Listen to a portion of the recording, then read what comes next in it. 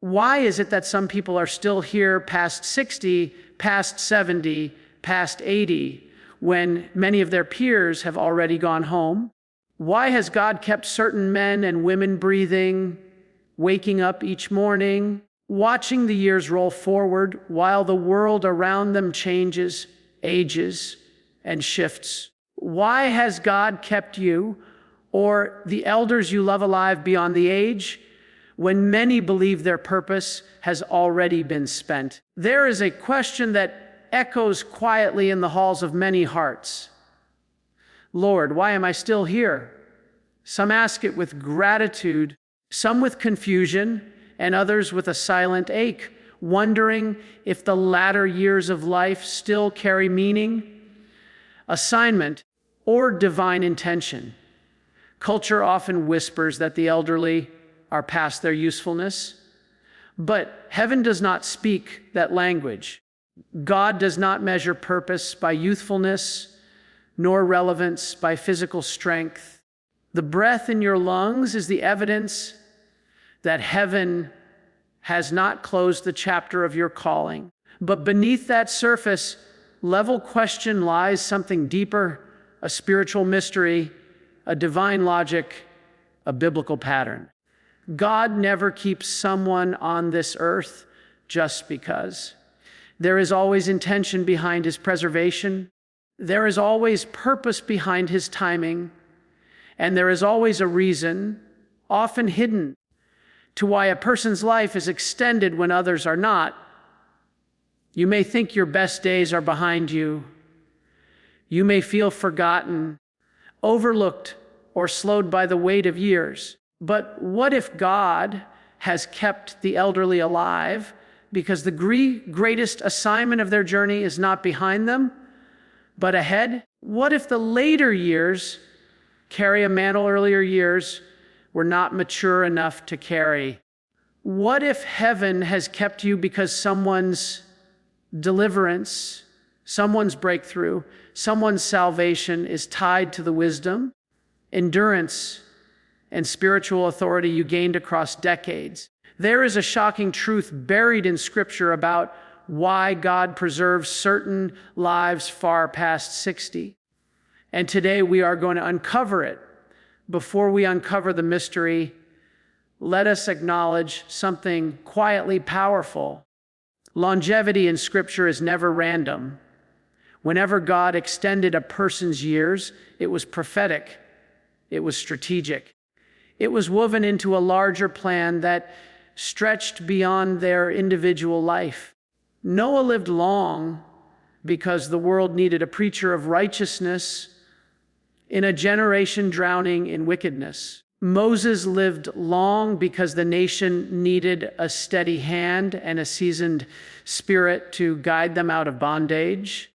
Anna the prophetess lived long because she had one assignment: to witness the Messiah. And her old age became the very stage heaven used to fulfill that purpose.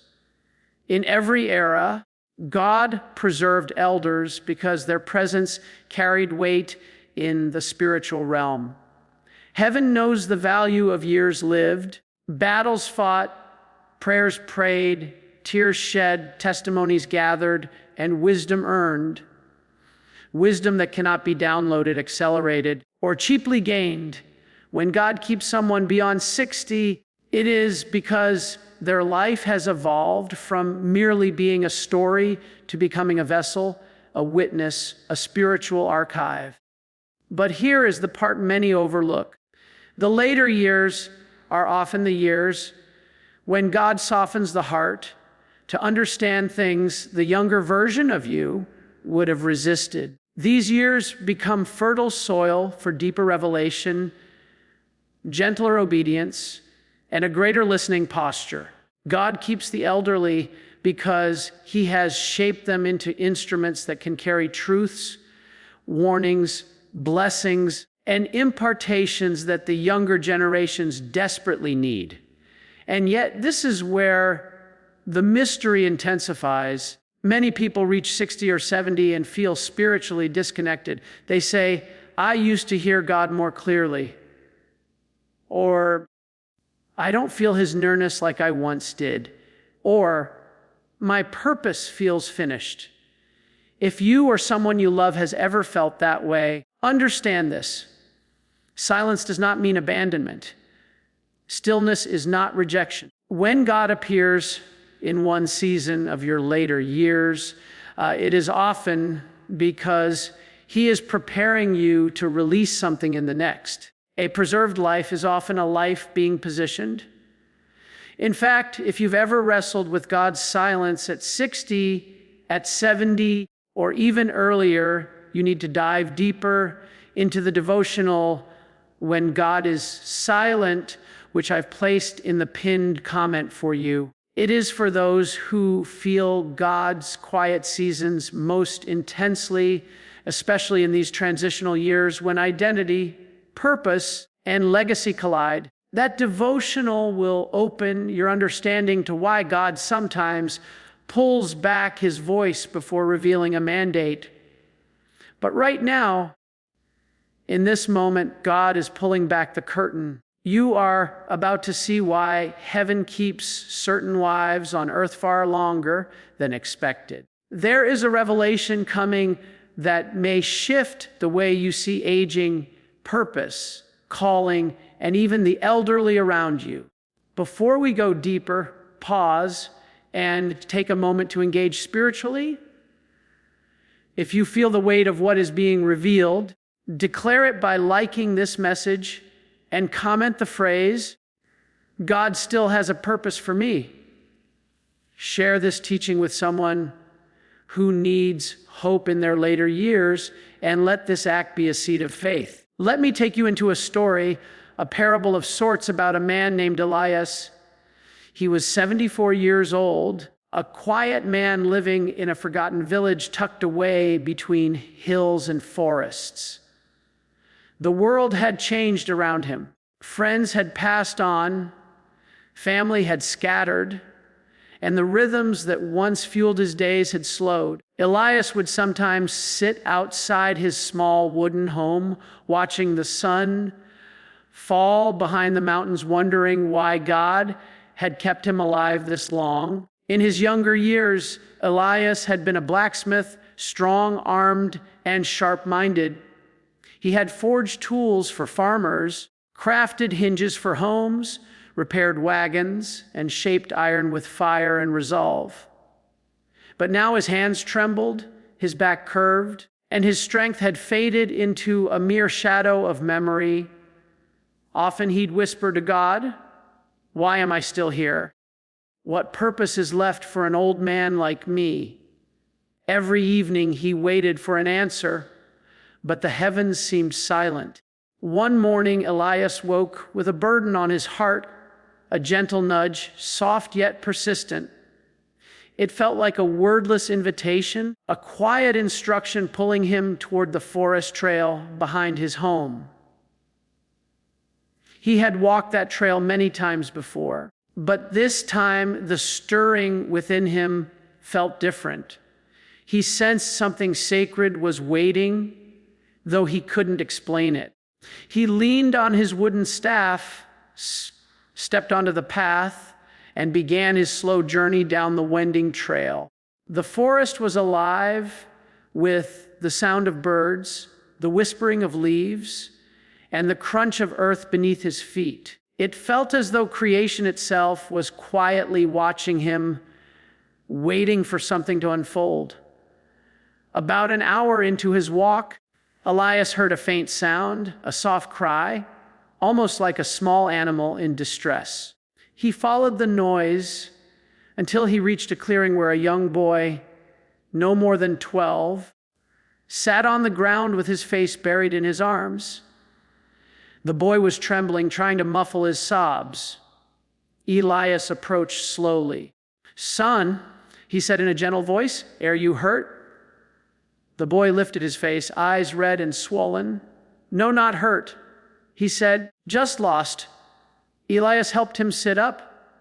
"What's your name, Micah?" the boy whispered. Elias noticed the child's backpack lying nearby. The boy explained that he had traveled into the forest to escape the shouting at home. His parents had been fighting for weeks, and he felt invisible, unheard, unwanted, and overwhelmed.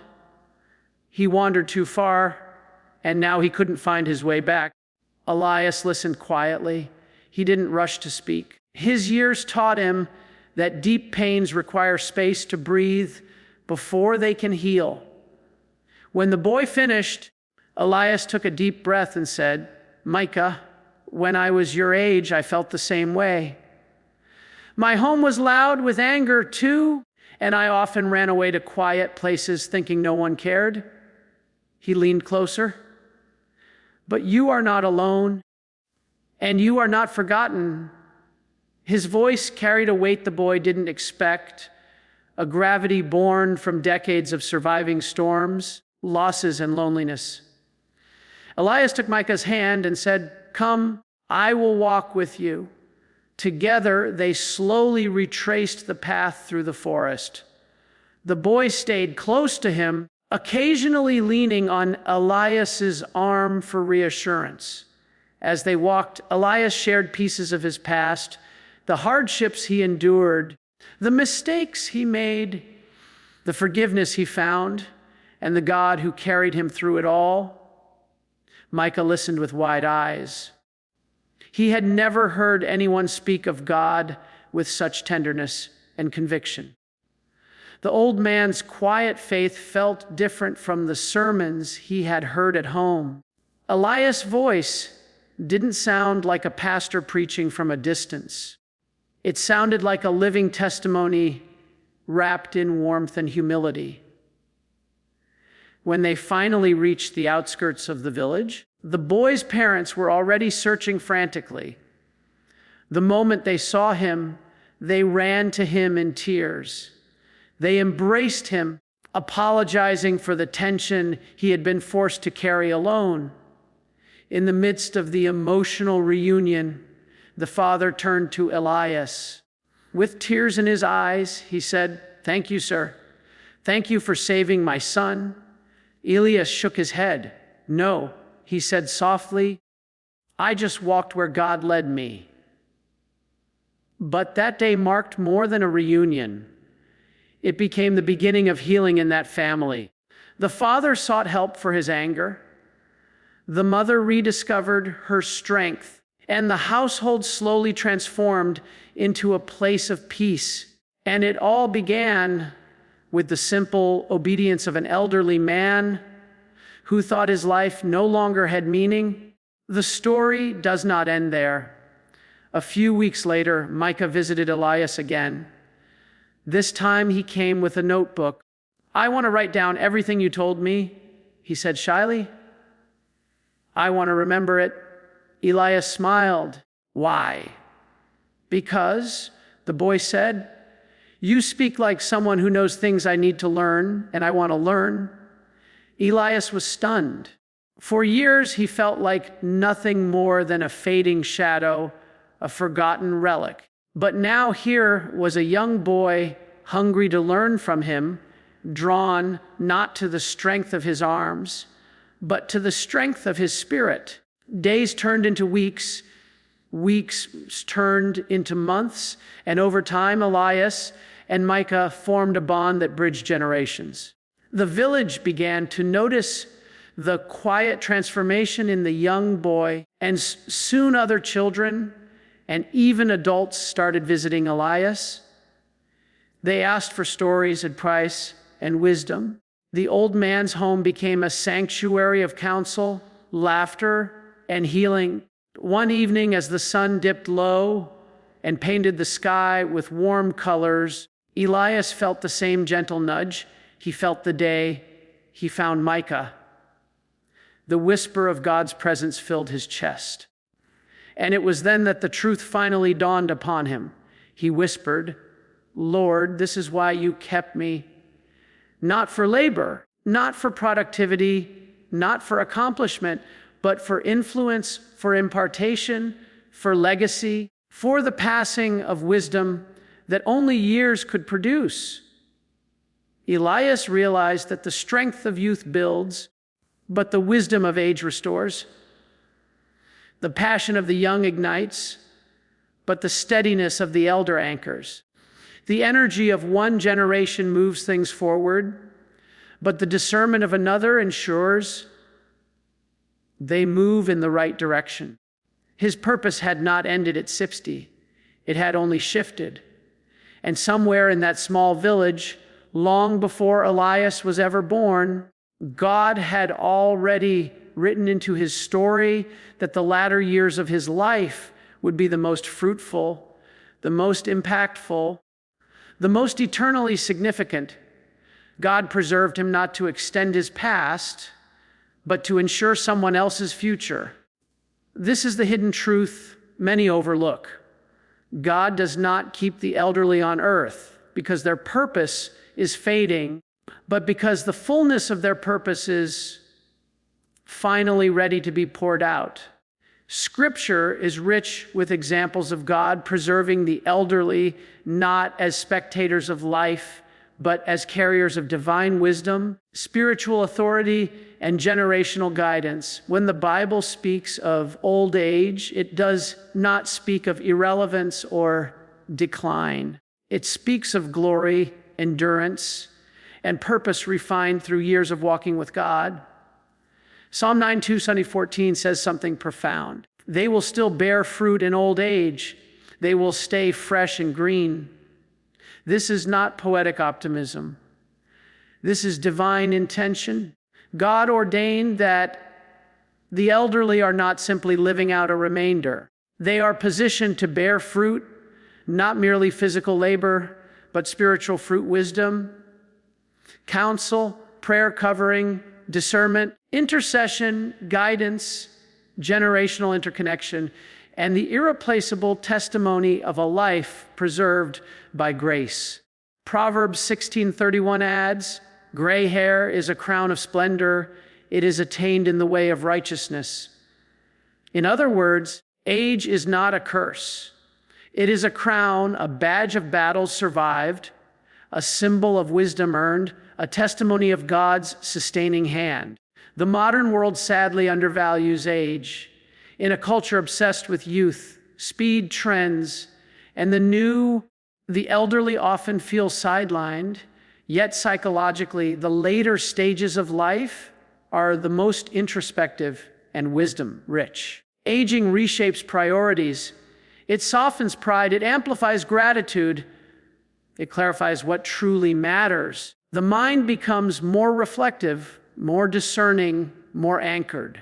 Whereas youth is about acquisition of experiences, status, knowledge, old age is about distillation. What remains after decades of testing and refinement? This is why God often entrusts the elderly with assignments tied to counsel and influence rather than physical exertion. An older heart sees life differently. It sees patterns. It sees consequences. It sees the long arc of God's faithfulness. It can detect danger sooner and recognize divine opportunities faster because it has walked through both triumphs and tragedies.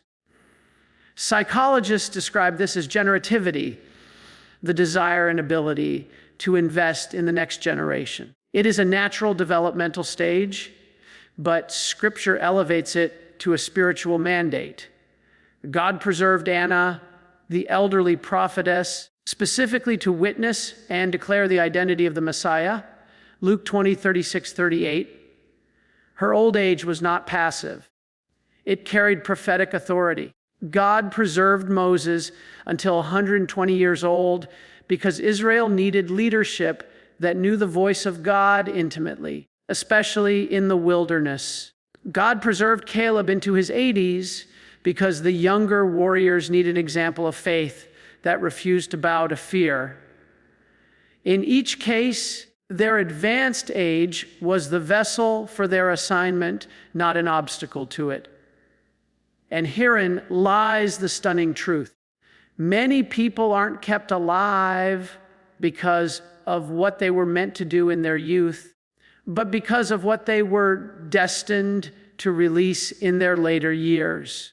God often preserves lives past 60 because he intends to use their wisdom as a stabilizing force in families, churches, and communities.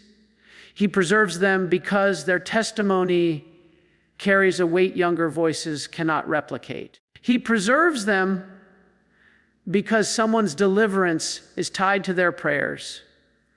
Someone's direction is hidden in their counsel. Someone's breakthrough is connected to their endurance. Some of the strongest spiritual warriors are elderly, quiet, unseen, but powerful in prayer. They are the intercessors who wake in the night with someone's name burning on their heart. They are the grandparents whose prayers keep families from falling apart. They are the elders whose stories anchor the faith of an entire community. Heaven knows their worth, even if the world overlooks them. And this is crucial to understand. God's silence in the elderly years is often misinterpreted. When God grows quiet, it is not because he is finished with someone. It is because he is preparing them to pour out something greater. Silence often precedes commissioning. Stillness often precedes assignment. The quiet phase is a positioning phase. You see this pattern throughout Scripture. Before Moses led Israel, God was silent during 40 years in the wilderness. Before Samuel became a prophetic voice, there was a long period where the word of the Lord was rare. Before Jesus began his ministry, there were 30 silent years. Silence is not the end of purpose. It is the preparation for purpose. When elderly men and women feel God withdrawing his voice, it is not abandonment. It is alignment. God is positioning them for influence, not through strength, but through wisdom. Not through movement, but through presence. Not through authority in society, but authority in the Spirit. And the psychological dimension supports this. In later life, emotional reactivity decreases, empathy deepens, and reflective wisdom increases. The mind shifts from what can I build to what can I impart. God designed the aging brain to naturally align with the spiritual assignment of those later years. Mentorship, legacy, intercession, and stabilizing influence. So when God keeps someone alive past 60, he is preserving a vessel of wisdom, a carrier of generational blessing, a guardian of spiritual continuity. Hear this clearly. If you are watching this and you are past 60, God has not extended your life by accident. Heaven has preserved you because your presence still matters on this earth more than you realize. You are not standing in the shadow of your former years. You are standing in the fullness of your appointed years. Everything you have survived, every tear you have shed, every battle that brushed you but did not break you, these have shaped you into a vessel heaven can trust. God is not finished with you. You are entering the chapter you were created for. There are prayers you have prayed that will be answered through your voice in this season. There are people whose lives will shift because of a sentence you share, a story you reveal, a truth you impart. Your endurance has become your ministry. Your scars have become your sermons. Your testimony is oil being poured into a younger generation starving for wisdom. And hear this prophetic word. The years you believed were wasted are becoming the years God will use to multiply impact. Your later years are not a decline. They are a deployment. Your age is not a limitation. It is a mantle. God has kept you because someone needs what only you carry. A family needs the stability that flows from your faith. A community needs the grounding that comes from your discernment. A soul wandering in confusion needs the wisdom you've gained from decades of walking with God. You have become a bridge between what was and what will be. Do not believe the lie that your strength is fading and therefore your purpose is fading. Purpose does not live in muscles or speed. Purpose lives in spirit. And your spirit has never been richer, deeper, or more anchored than it is now. You are stepping into a prophetic season where God will use your presence to bring clarity, to bring comfort, to bring conviction, and to bring direction. You will speak fewer words, but they will carry more weight. You will walk slower, but you will walk with greater authority. Your prayers will shake things unseen. Your wisdom will save people from falling. Your life will become the evidence that God preserves those He intends to use powerfully. So receive this truth. You are not here because you have outlived your time. You are here because your time has arrived. Thank you for staying with me all the way to the end of this message. It means you are hungry for truth, hungry for clarity, and hungry for God's voice in this season of life. Whether it is your own journey or the journey of someone you love, you didn't watch this by accident. You were drawn here because this word was meant to meet you where you are. Now, I want to invite you to respond not for algorithms, but as an act of agreement with what God has spoken today. Take a moment and comment the phrase, "My purpose is still alive." Let that declaration be your stand against every lie that told you your best years are gone. Your words carry power, and when you write them, you are aligning your heart with heaven's truth about your life. If this message stirred something in you, if it confirmed what you've been sensing, or if you know someone past 60 who needs this reminder, share this video with them.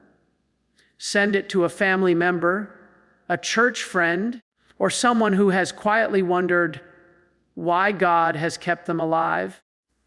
Let this become the encouragement that lifts their spirit and restores their confidence. If you haven't yet subscribed to the Walking with God channel, I encourage you to do so. This space is dedicated to bringing you deeper into God's voice, God's wisdom, and God's presence through powerful teachings like this one.